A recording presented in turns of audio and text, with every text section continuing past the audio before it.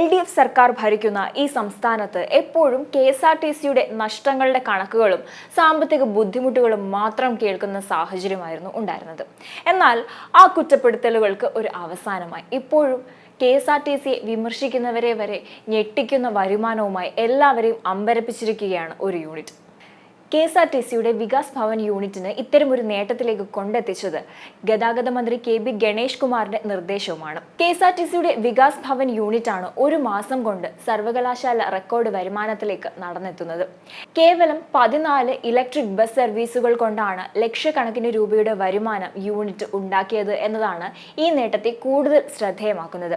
2024 ജനുവരിയിൽ 19.72 ലക്ഷമായിരുന്നു വരുമാനമെങ്കിൽ ഓഗസ്റ്റ് മാസത്തിൽ 24 ലക്ഷം രൂപ അധികമായി നേടി വരുമാനം 43.81 ലക്ഷമായി വർദ്ധിക്കുകയായിരുന്നു.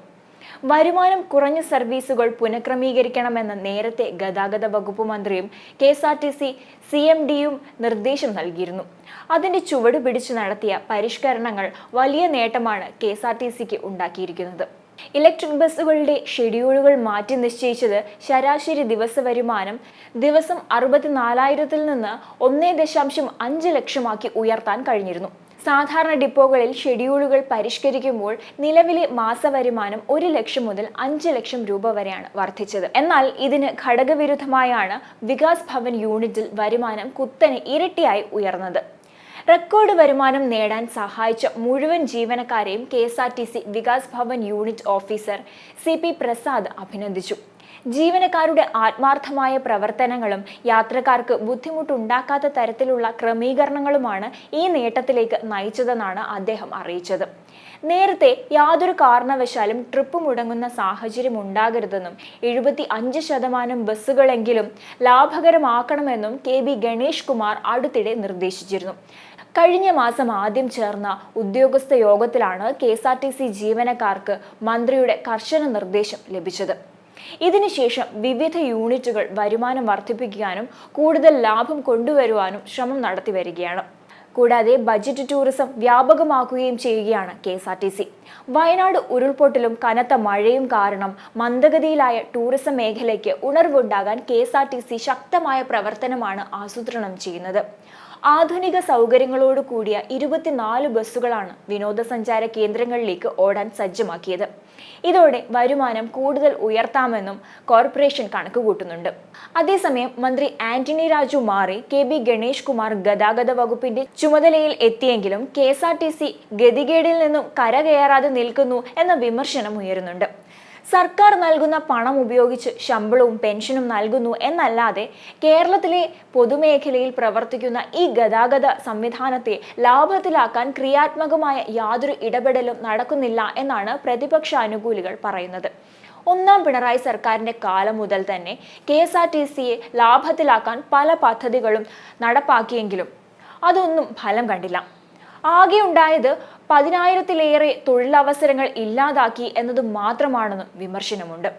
KSRTCയുടെ പ്രധാന വരുമാന മാർഗം റൂട്ടിലോടുന്ന ബസ്സുകളാണ്. എന്നാൽ പുതിയ ബസ്സുകൾ നിരത്തിലിറക്കാൻ സർക്കാരോ മാനേജ്മെന്റോ വേണ്ടത്ര ജാഗ്രത കാണിക്കുന്നില്ല എന്നാണ് വിലയിരുത്തൽ.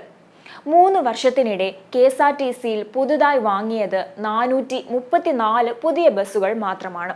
എന്നാൽ ഇതിനിടെ കാലപ്പഴക്കത്തിൽ 1047 ബസ്സുകൾ പൊളിച്ചു വിൽക്കുകയും ചെയ്തു. കോവിഡ് ലോക്ക്ഡൌണിനെ തുടർന്ന് 1736 ബസ്സുകളാണ് KSRTC നിർത്തിയിട്ടത്.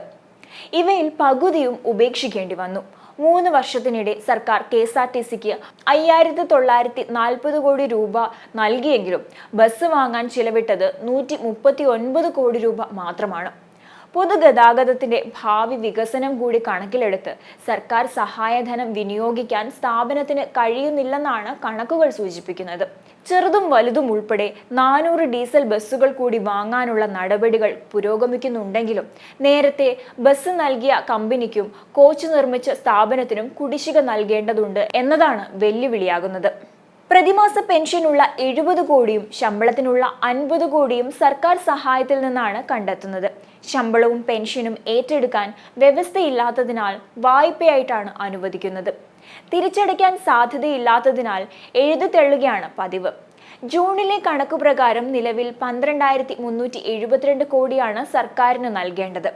കൂടുതൽ ബസ്സുകൾ ഇറക്കി വരുമാനം വർദ്ധിപ്പിക്കുന്നതിന് പകരം സർക്കാർ സഹായത്തിൽ നിന്ന് ശമ്പളവും പെൻഷനും കൊടുത്ത് നീങ്ങുന്നതിനെ ധനവകുപ്പും എതിർത്തിരുന്നു. ശമ്പളവും പെൻഷനും കൊടുക്കാൻ മാനേജ്മെന്റിന് മുന്നിൽ മറ്റു വഴികളുമില്ല.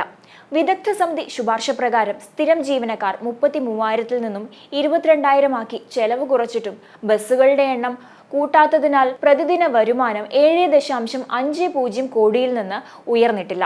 ഇത് 10 കോടിയാക്കിയാൽ സ്വയം പര്യാപ്തതയിൽ എത്താനാകും. 10 വർഷം പഴക്കമുള്ള ബസ്സുകൾ പെയിന്റ് അടിച്ച് സൂപ്പർ ഫാസ്റ്റുകളാക്കി നിരത്തിൽ ഓടിക്കുമ്പോൾ 269 ഡീസൽ ബസ്സുകൾ മാത്രമാണ് പുതുതായി ഇറങ്ങിയത്. 250 ഇ ബസ്സുകൾ വാങ്ങാൻ തീരുമാനിച്ചതിൽ 165 എണ്ണമാണ് ലഭിച്ചത്. സിറ്റി ഓർഡിനറി വിഭാഗത്തിന് ഇലക്ട്രിക് ബസ്സുകളും ദീർഘദൂര പാതകളിൽ ഡീസൽ ബസ്സുകളുമാണ് വിദഗ്ധ സമിതി ശുപാർശ ചെയ്തിരിക്കുന്നത്. എന്നാൽ മന്ത്രി മാറിയതിനു പിന്നാലെ ഈ നയത്തിൽ മാറ്റം വന്നതോടെ ബസ് വാങ്ങലും വൈകിയെന്നാണ് വിമർശിക്കുന്നവർ ഉന്നയിക്കുന്ന മറ്റൊരു വാദം. എന്തായാലും ഇത്രയേറെ വിമർശനങ്ങൾ നിലനിൽക്കെ തന്നെ ഗതാഗത മന്ത്രി KB ഗണേഷ് കുമാറിന്റെ നിർദ്ദേശപ്രകാരം ഞെട്ടിക്കുന്ന വരുമാനം ഉണ്ടാക്കാൻ സാധിച്ചത് ഒരു നേട്ടം തന്നെയാണ്.